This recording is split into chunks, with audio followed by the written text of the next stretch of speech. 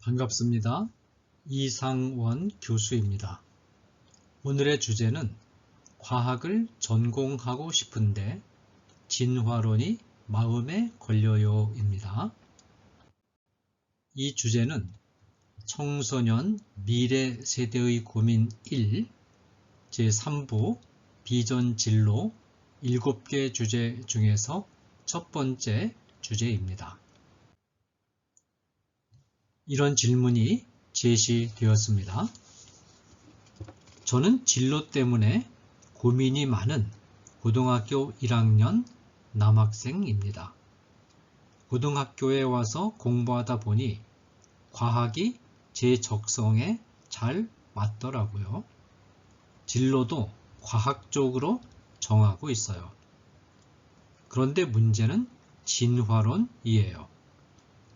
진화론은 과학에서 빠지지 않는 부분인데 이게 잘못된 것인 줄 알면서도 공부하자니 마음이 너무 힘들어요. 과학이 너무 좋은데 저 다른 쪽으로 진로를 알아봐야 하는 건가요? 네, 이 질문에 대한 저의 답변입니다. 우리 친구가 정말 중요한 질문을 해 주었어요. 과학을 공부하고 싶어하는 친구들에게 가장 걸림돌이 되는 것이 바로 진화론이거든요. 현재 자연과학계, 그 중에서도 특별히 생물학과 관련된 분야에는 진화론이 배경으로 깔려 있는 경우가 많아요. 하지만 우리 친구도 잘 알다시피 진화론은 기독교 세계관과 정면으로 충돌하죠. 그래서 진화론이 지배하고 있는 자연과학계에서 기독교적 관점을 유지하면서 공부하기란 결코 쉽지 않아요.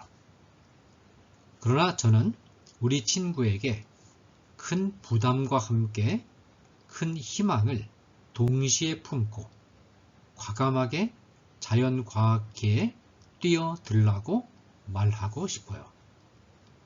물론 큰 부담이 따르겠지만 이 부담을 인내로 잘 극복하면 과학 영역에서 새로운 길을 여는 개척자가 될 수 있으니까요. 예수님께서는 제자들에게 이렇게 말씀하셨어요. 누구든지 나를 따라오려거든 자기를 부인하고 자기 십자가를 지고 나를 따를 것이니라. 마가복음 8장 34절 말씀이지요. 이 말씀은 특별한 사명을 가진 몇몇 사람에게만 주신 명령이 아니라 친구를 포함한 모든 기독교인에게 하신 명령이에요. 주님을 따르는 우리 모두에게는 각자 지고 가야 할 자기 십자가가 있어요. 이 십자가는 모든 기독교인이 처해 있는 상황에 따라서 아주 다양하게 나타날 수가 있지요. 저는 그 중에서 2가지를 뽑아서 우리 친구와 함께 생각해 보려고 해요. 먼저 교회의 역사를 살펴보면 많은 기독교인에게 예수님을 믿는 것 자체가 자기 십자가였어요. 그들은 신앙 때문에 가혹하게 핍박받아야 했고 심지어 죽임을 당하기도 했어요. 지금도 예수님을 믿는다는 이유 하나만으로 핍박과 순교를 각오해야 하는 곳이 많아요. 우리와 아주 가까운 곳에 있는 북한이나 이슬람이 지배하는 나라나 공산주의 국가에 대한 소식은 우리 친구도 뉴스를 통해 많이 들었을 거예요. 반면 우리나라는 정말 감사하게도 헌법으로 종교의 자유를 보장하고 있어요. 물론 믿지 않는 부모님이나 선생님, 친구들 때문에 개인적인 어려움을 겪는 일이 있기는 하지만 예수님을 믿고 주일에 예배 드린다는 이유로 공적인 핍박을 받지는 않아요. 그러면 자유롭게 예수님을 믿을 수 있게 된 한국의 기독교인들에게는 지고 가야 할 자기 십자가가 없을까요? 아니에요. 우리에게는 다른 형태의 자기 십자가가 기다리고 있어요. 한국의 기독교인들은 학교나 직장과 같은 교회 밖의 일상생활 영역에서 세상 사람들이 추구하는 가치관을 따르지 않고 하나님의 말씀에 순종하면서 살고자 할 때 무거운 자기 십자가를 만나게 돼요. 우리 친구의 경우처럼 진화론이 지배하고 있는 자연과학계에서 창조론의 관점으로 공부할 때 오는 핍박과 어려움, 그리고 불이익도 이에 해당하죠. 이것은 그 길을 선택한 사람이 지고 가야 할 자기 십자가예요. 사실 많은 사람이 기독교와 과학은 서로 대립하고 있다고 생각하는데요. 기독교가 과학 연구 자체를 반대하는 것은 결코 아니에요. 과학이란 인간과 세계에 대해 성실하게 관찰하고 실험한 결과를 잘 정리하여 제시하고 이를 통해 인간과 세계에 대해 더 잘 알도록 우리의 시야를 넓혀주는 훌륭한 학문이죠. 과학이 본연의 임무에 충실하기만 하면 기독교 신앙을 발전시키는 데도 큰 도움을 줄 수 있어요. 인간과 세계는 하나님께서 만드신 것이고 그 안에 하나님의 성품이 녹아 있어서 이를 잘 연구하면 하나님께서 얼마나 놀랍고 지혜로우며 경이로운 분이신지 알 수 있으니까요. 그러나 중요한 것은 진화론은 결코 과학이 아니라는 거예요. 진화론은 관찰이나 실험이 불가능한 수천만 년, 수억 년 혹은 그보다 더 먼 수십억 년 전의 일을 마치 관찰과 실험을 통해 증명된 사실인 것처럼 말하고 있는데 이것은 매우 잘못된 거예요. 특히 진화론은 인간과 세계를 설명할 때 하나님과 관련하여 설명하는 것을 비논리적이라며 아주 싫어해요. 그러면서 하나님을 외면한 채 인간의 이성이라는 이름으로 제멋대로 상상의 날개를 펴서 먼 과거의 상황을 유추하죠. 증명된 것도 거의 없이 말이에요. 그렇게 따진다면 진화론은 일종의 신화와도 같아요. 그러니 바른 기독교 신앙을 가진 친구라면 진화론을 받아들여서는 안 돼요.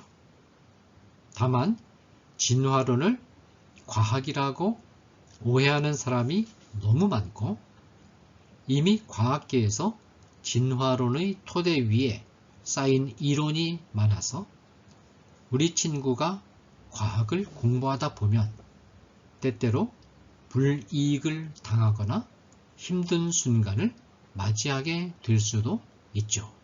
왜냐하면 진화론을 믿지 않고 그 대신 창조론을 믿기 때문이에요.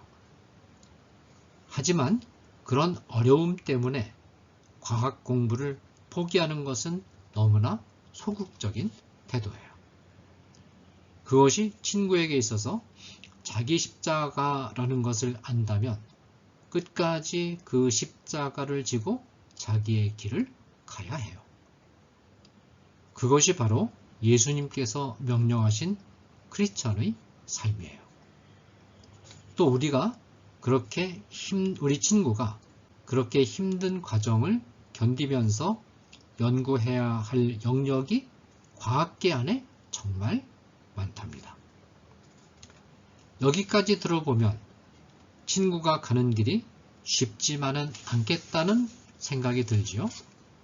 그러나 다행히 과학계 안에도 창조론을 믿는 신실한 과학자들이 많이 있어요. 이들은 힘을 모아 창조과학회와 같은 단체를 결성해 진화론을 비판하고 바른 창조과학관을 세우기 위해 기도하며 노력하고 있어요. 과학계 안에서 이런 분들과 함께 교제하면 큰 힘이 될 거예요. 정말 소중하고 값진 보물은 찾기 어려운 곳에 숨겨져 있기 마련이에요. 또한 개척자의 길은 항상 외롭고 힘들어요. 이 외롭고 힘든 일을 인내하는 가운데 굳은 의지로 끝까지 걸어간다면 우리 친구는 정말 소중하고 값진 보물이 가득한 새로운 길을 열게 될 거예요. 우리 친구에게 힘내라는 의미에서 이 길을 훌륭하게 걸어간 한 인물을 소개할게요. 미국의 명문 대학교인 예일대학교 철학과의 알빈 플라틴가 교수님이에요. 플라틴가 교수님은 신실한 기독교 신앙을 바탕으로 기독교적 관점에서 철학 활동을 하고 계세요. 철학과는 기독교 신앙에 대해 가장 비판적이고 적대적인 학과로 악명이 높아요. 이런 상황에서도 플라틴가 교수님은 예일대학교 철학과에서 학생들을 가르치기 시작했어요. 외롭고 힘들었겠지만 수십 년 동안 기독교적인 관점에서 철학을 가르치는 일을 멈추지 않았고, 이제는 그분의 제자들이 미국의 각 대학의 철학과 교수가 되어서 학생들을 가르치고 있죠. 그리고 오늘날에는 미국 전역의 철학과 교수 가운데 30%가 기독교인이 되었어요. 어때요? 놀랍지 않나요? 한 사람의 신실한 기독교 철학자가 기독교의 적대적인 철학과에 들어가서 어려움을 이겨내고 꾸준히 자기 십자가를 감당한 결과 이런 엄청난 열매를 거둔 거예요. 우리 친구도 한번 플라틴가 교수님 같은 가슴 벅찬 일을 감당해 보지 않겠어요? 과학적 근거가 없음에도 불구하고 무려 1000년의 시간 동안 중세를 지배했던 천동설이 결국 갈릴레이에 의해 무너진 것처럼 과학적 근거가 빈약한 진화론도 언젠가 무너지게 되어 있어요. 이미 미국의 과학계 일각에서는 진화론이 비판의 대상으로 떠오르고 있고 일부 이론은 무너지고 있어요. 이런 흐름은 앞으로 더 거세질 거예요. 과학은 하나님께서 허락하신 소중한 학문이에요. 진화론이라는 암세포가 붙어 있다고 해서 과학 자체를 외면하는 것은 옳지 않아요. 친구가 의지를 굳게 세우고 용기를 내서 진화론에 물든 과학자들을 두려워하지 않고 당당하게 맞서기를 바랄게요. 그래서 우리 친구가 과학계를 변화시키는 과학계의 플라틴가 교수님이 되기를 응원합니다. 감사합니다.